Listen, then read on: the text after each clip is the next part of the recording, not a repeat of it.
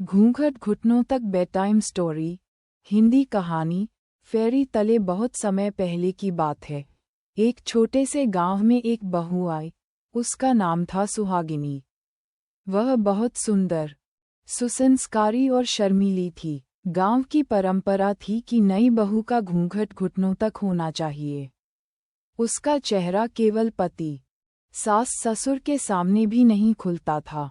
सुहागिनी का घूंघट इतना लंबा था कि चलते चलते वह दरवाजों से टकरा जाती, रसोई में चीजें गिरा देती और कभी कभी तो अपने ही पांव पर गिर पड़ती। मगर फिर भी वह मुस्कराकर सब संभालती। एक दिन गांव में मेला लगा। घर की सारी औरतें तैयार होकर बाहर निकलीं। सबने रंग बिरंगे घूंघट निकाले, मगर सुहागिनी का घूंघट अभी भी घुटनों तक।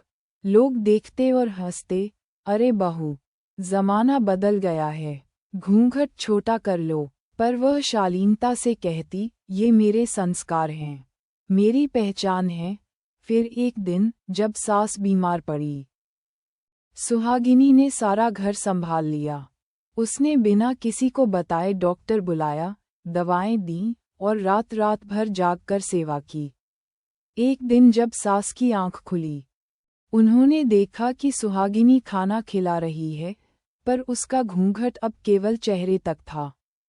सास मुस्कुराईं, बहू, संस्कार घूंघट में नहीं, सेवा और समझदारी में होते हैं।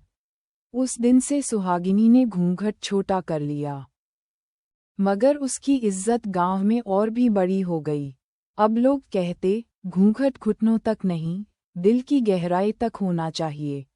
सीख, परंपराएं जरूरी हैं, पर उनसे भी ज्यादा जरूरी है समय के साथ चलना और अपने भीतर की अच्छाई को दिखाना। अगर आप चाहें, मैं इस कहानी को ऑडियो या वीडियो फॉर्म में भी स्क्रिप्ट कर सकता हूँ।